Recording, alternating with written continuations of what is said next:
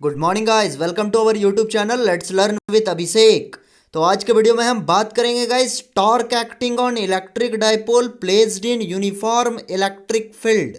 Video start करने से पहले बता दें गाइस कि इस चैनल में हम लोग कैरी ऑन करते हैं फिजिक्स का लेक्चर जो कि अभी क्लास 12th का चल रहा है।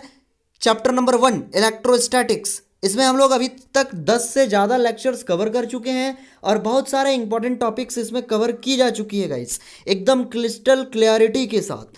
तो आज का जो हमारा टॉपिक है, एक प्यारे से टॉपिक का नाम है torque acting on electric dipole.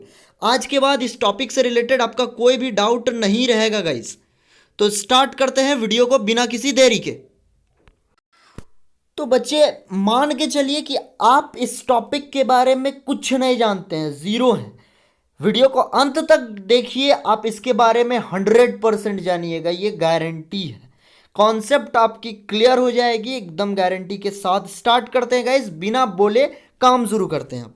तो देखिए गाइस, इस टॉपिक को समझने से पहले आपको ये जानना पड़ेगा कि टॉर्क किसे कहते हैं, दूसरा इलेक्ट्रिक डाइपोल किसे कहते हैं, तीसरा इलेक्ट्रिक फील्ड किसे कहते हैं। तो जो जो चीज जानना जरूरी है उसको पहले हम एक्सप्लेन करते हैं गाइस। देखिए बच्चे, सर्कुलर मोशन दो तरह का होता है। सर्कुलर मोशन 2 टाइप्स का होता है, एक होता है रोटेशन, एक होता है रेवोल्यूशन। तो ध्यान से समझिएगा क्या होता है, ये जानना बहुत जरूरी है इस टॉर्क को समझने के लिए।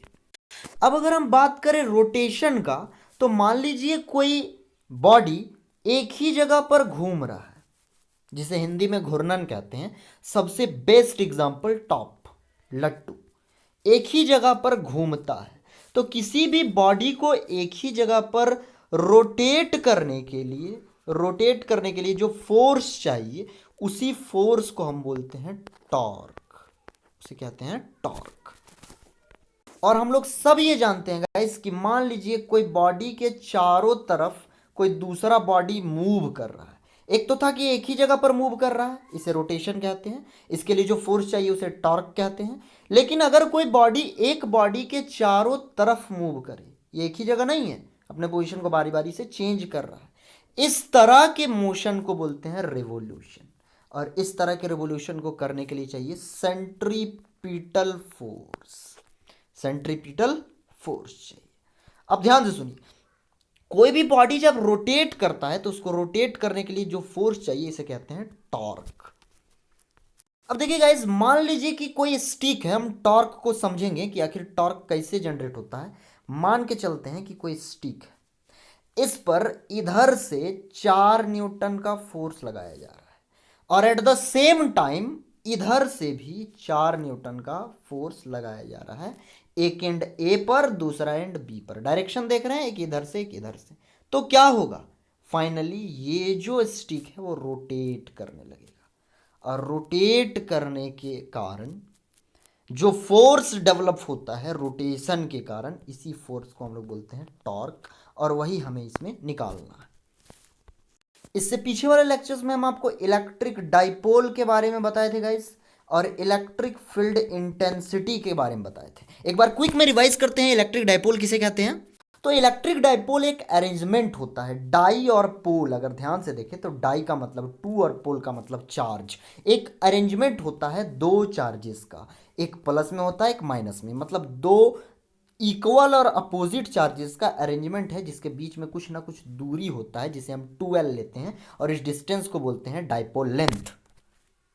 अब हम बात करें गाइस इलेक्ट्रिक फील्ड इंटेंसिटी के बारे में, तो हम लोग बोलेंगे कि मान लीजिए कि कोई चार्ज है, उसके चारों ओर के फील्ड को बोलते हैं इलेक्ट्रिक फील्ड, और इस चार्ज को बोलते हैं सोर्स चार्ज। अगर इस सोर्स चार्ज के इलेक्ट्रिक फील्ड के अंदर, मतलब इस जगह पर मान लीजिए कोई टेस्ट चार्ज आता है। टेस्ट चार्ज एक छोटा चार्ज होता है जिस पर सोर्स चार्ज अपना फोर्स लगाता है। मतलब अगर किसी सोर्स चार्ज के इलेक्ट्रिक फील्ड के अंदर कोई टेस्ट चार्ज आएगा, तो ये जो सोर्स चार्ज है, इस टेस्ट चार्ज पर फोर्स लगाएगा। और अगर इस टेस्ट चार्ज का वैल्यू 1 कूलम्ब हो, तब इस फोर्स को कहेंगे इलेक्ट्रिक फील्ड इंटेंसिटी। कहने का मतलब है कि सोर्स चार्ज के इलेक्ट्रिक फील्ड के अंदर एक कूलॉम्ब टेस्ट चार्ज में जितना फोर्स लगता है उसी फोर्स को कहते हैं इलेक्ट्रिक फील्ड इंटेंसिटी। तो यहां पर देखिएगा, इस एक इलेक्ट्रिक डाइपोल है ए बी, एक में माइनस क्यू एक में प्लस क्यू है, और ये इलेक्ट्रिक फील्ड के अंदर रखा हुआ है। हम बताए थे इलेक्ट्रिक फील्ड का representation, this is electric field lines. और इलेक्ट्रिक फील्ड को जिस फोटो से दर्शाते हैं इसी को बोलते हैं इलेक्ट्रिक फील्ड लाइंस। तो it is nothing, it is the pictorial representation, it is the photo of electric field. इसका मतलब हुआ है गाइस कि ये जो यहाँ डाइपोल है ये इलेक्ट्रिक फील्ड के अंदर रखा हुआ है, और चूंकि ये डाइपोल है इसमें दो अपोजिट चार्ज है, एक माइनस क्यू एक प्लस क्यू। अब इस पर क्या होगा, अब ध्यान से समझिएगा होगा क्या। अगर हम प्रैक्टिकली देखें गाइस तो होगा क्या कि प्रैक्टिकली सोचिएगा, प्रैक्टिकली, क्योंकि अगर आपको फिजिक्स नहीं समझ में आ रही है मतलब आप एक बोरिंग टीचर से फिजिक्स पढ़ रहे हैं। प्रैक्टिकली सोचने में फिजिक्स बहुत ही इंटरेस्टिंग है। यहां देखिए गाइस प्लस क्यू चार्ज है, और हम लोग सब जानते हैं कि इलेक्ट्रिक फील्ड लाइन का डायरेक्शन प्लस क्यू से माइनस क्यू की तरफ होता है। मतलब ये जो प्लस क्यू चार्ज है यहां से इलेक्ट्रिक फील्ड निकलेगा, मतलब इधर से फोर्स लगेगा इधर। और दूसरा, प्लस क्यू से स्टार्ट होता है माइनस क्यू की तरफ जाता है, मतलब यहां माइनस क्यू अगर है तो कोई इलेक्ट्रिक फील्ड लाइन जो है वो प्लस क्यू से आएगा माइनस क्यू की तरफ। तो मान लीजिए ऊपर वाला फोर्स लग रहा है प्लस क्यू से बाहर जा रहा है, और नीचे जो फोर्स लग रहा है वो माइनस क्यू की तरफ आ रहा है, क्योंकि माइनस क्यू चार्ज की तरफ हमेशा इलेक्ट्रिक फील्ड लाइन आता है और प्लस क्यू चार्ज से हमेशा इलेक्ट्रिक फील्ड लाइन जाता है। थोड़ा गंदा कर देते हैं समझाते समझाते, प्लस क्यू से बाहर जाता है और माइनस क्यू की तरफ आता है। तो देख रहे हैं अपोजिट डायरेक्शन में आ रहा है फोर्स। तो अपोजिट डायरेक्शन में अगर फोर्स लगेगा तो देखिए यहाँ पर एक इधर से लग रहा है एक इधर से, और अगर मैग्नीट्यूड बराबर हुआ 4 कूलॉम और 4 कूलॉम का तो यहाँ पर ये डाइपोल इस रॉड की तरह क्या करेगा, रोटेट करेगा गाइस। देखिए एक इधर से अब ये रोटेट करेगा, घूमने लगेगा, इस तरह से यहाँ पर टॉर्क जनरेट होगा। देखते हैं गाइस, यहाँ पर थीटा हमने माना एंगल, और 12 जो है वो डाइपोल लेंथ है, परपेंडिकुलर ड्रॉ किए हैं, यहाँ पर देख सकते हैं परपेंडिकुलर ड्रॉ किए हैं, ये थीटा है। तो स्टार्ट करते हैं गाइस। तो let us consider an electric dipole as shown in the figure, जिस तरह की फोटो में दिखाएं इलेक्ट्रिक डाइपोल है। अब देखिए यहां पर जो फोर्स लग रहा है, मान के चलते हैं कि प्लस क्यू चार्ज पर लगेगा F1 फोर्स और माइनस क्यू चार्ज पर लगेगा F2 फोर्स। तो जो प्लस क्यू चार्ज पर जो फोर्स लग रहा है उसको हम निकालेंगे गाइस। देखिए ना, force acting on electric dipole due two plus Q charge के कारण जो डाइपोल पर फोर्स लग रहा है उसका फॉर्मूला होगा F1 बराबर प्लस क्यू इंटू ई। अब ये कहां से आया गाइस, तो देखिए बच्चे हमने आपको पढ़ाया था electric field intensity. Electric field intensity का फॉर्मूला होता है F बाई क्यू। यहाँ से अगर हम F निकालेंगे तो Q इंटू ई निकलेगा, और यहाँ पर प्लस क्यू चार्ज के कारण अगर हम पहला फोर्स निकाल रहे हैं तो F1 बराबर प्लस क्यू इंटू ई हो जाएगा, और इसे हम मानेंगे इक्वेशन नंबर 1। तो देखिए बच्चे इस तरह से हमारा निकला F1 बराबर प्लस क्यू इंटू ई, इसको माने इक्वेशन नंबर 1, और इसका जो डायरेक्शन होगा वो प्लस क्यू से माइनस क्यू की तरफ होगा। कहने का मतलब है कि जो इसका डायरेक्शन होगा वो प्लस क्यू से इधर, जो कि डॉटेड लाइन से आपको देखिए डॉटेड लाइन से यहाँ पर जो है डॉट डॉट डॉट करके आपको दिखाया गया है। उसी तरह से अगर हम फोर्स निकाले इलेक्ट्रिक डाइपोल पर माइनस क्यू चार्ज के कारण तो वो हो जाएगा F2 equal to minus q into E. जिस प्रकार से F1 बराबर प्लस क्यू इंटू ई था, इसी तरह से F2 बराबर माइनस क्यू इंटू ई होगा। आपके माइंड में क्वेश्चन उठता होगा गाइस कि F1 हम पुट कर रहे हैं, F2 पुट कर रहे हैं, तो F1 की जगह E1 और F2 की जगह E2 क्यों नहीं पुट कर रहे हैं। देखिए गाइस, देखिए F1 की जगह प्लस क्यू है, यहाँ E है, और F2 की जगह भी अगर हम देखें तो ये माइनस क्यू है और यहाँ पर भी E है। तो यहाँ E1 E2 क्यों नहीं है, क्योंकि यहाँ जो इलेक्ट्रिक फील्ड है वो यूनिफॉर्म है, सेम है। यूनिफॉर्म का मतलब हर जगह इलेक्ट्रिक फील्ड का वैल्यू सेम है। अब देखिए F2 बराबर माइनस क्यू इंटू ई निकला, इसका जो डायरेक्शन होगा गाइज वो होगा, देखिए यहाँ पर आपको दिखाया गया है कि माइनस क्यू से वो निकल रहा है बाहर की तरफ, देख रहे हैं।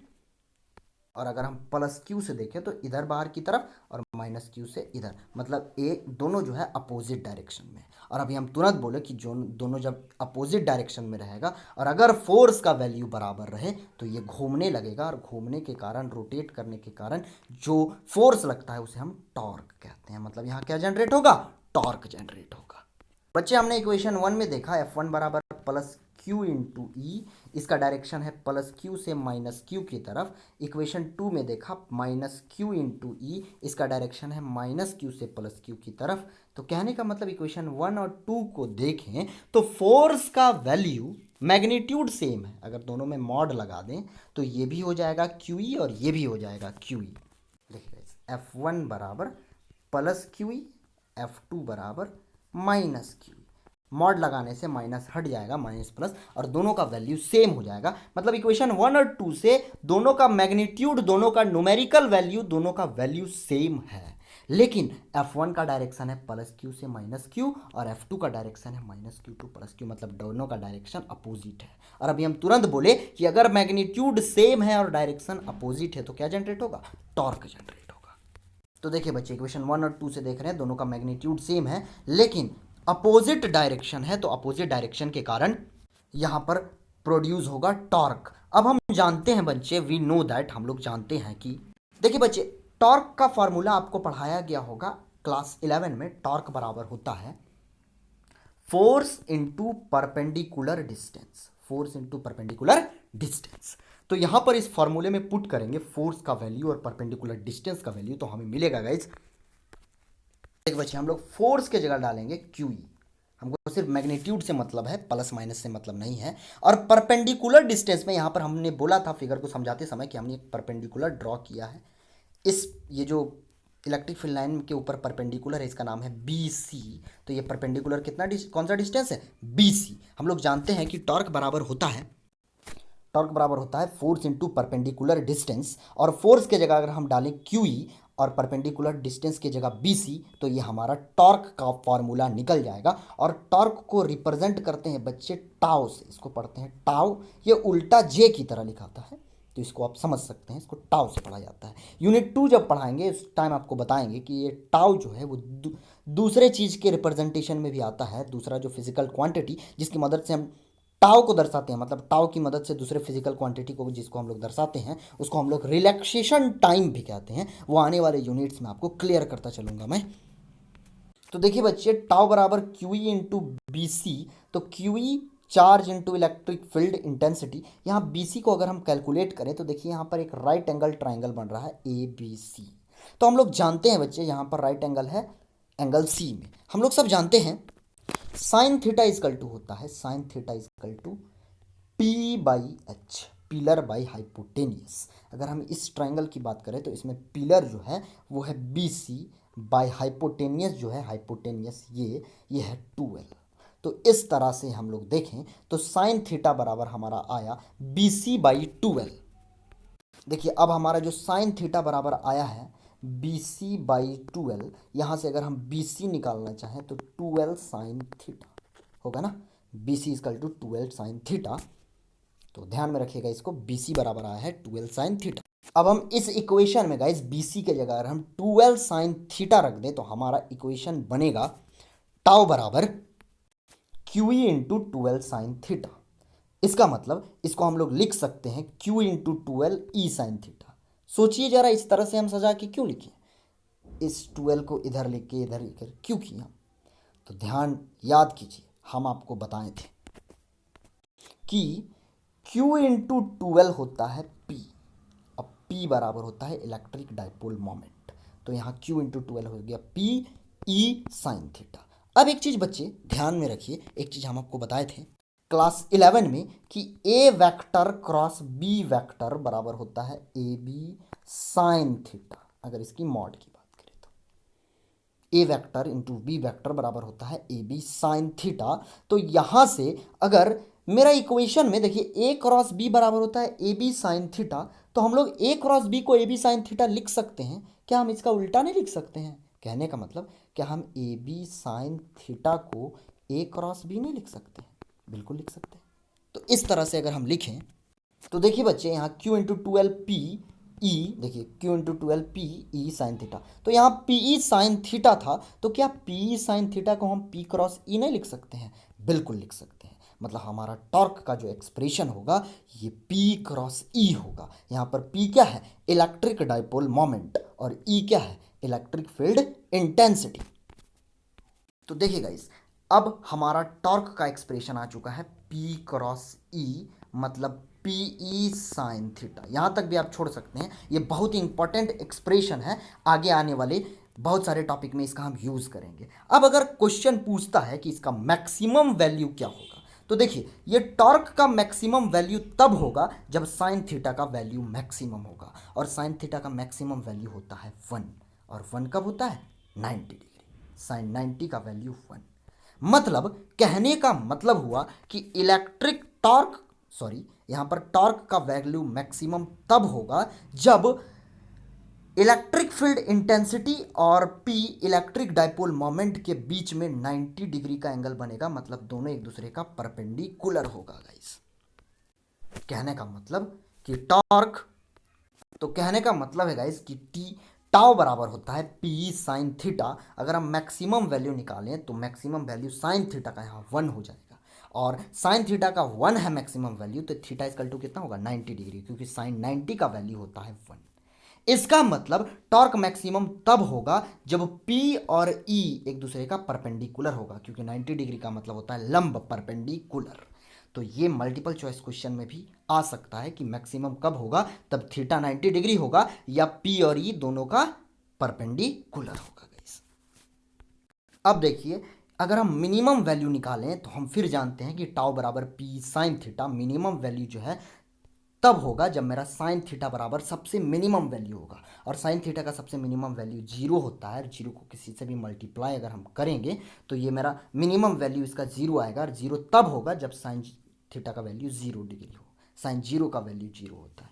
कहने का मतलब साइन थीटा का मिनिमम वैल्यू 0, और 0 कब होता है? जब एंगल मेरा 0 डिग्री होता है। मतलब टॉर्क का मिनिमम वैल्यू तब होगा जब मेरा थीटा 0 डिग्री होगा, मतलब P और E एक दूसरे का पैरेलल होगा गाइस। ये मल्टीपल चॉइस क्वेश्चन में आपको पूछ सकता है।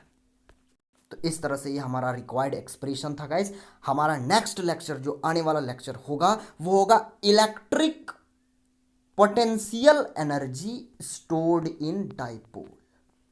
ये बहुत ही इंपॉर्टेंट है एग्जाम पॉइंट ऑफ व्यू से, चाहे वो सीबीएसई रहे या स्टेट बोर्ड रहे या आईसीएसई रहे, कोई भी बोर्ड रहे।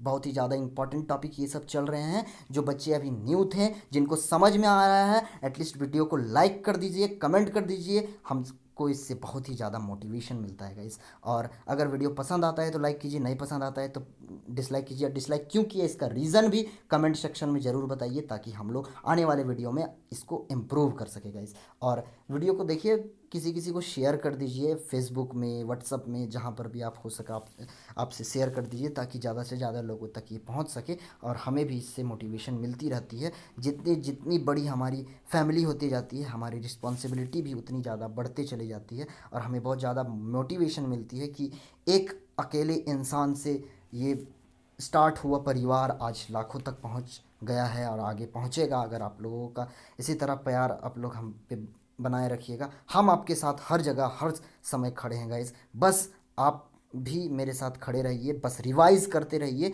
और ज़्यादा से ज़्यादा लोगों तक शेयर करते रहिए। Thank you guys, thanks a lot. मिलते हैं नेक्स्ट लेक्चर में, तब तक के लिए गॉड ब्लेस यू ऑल।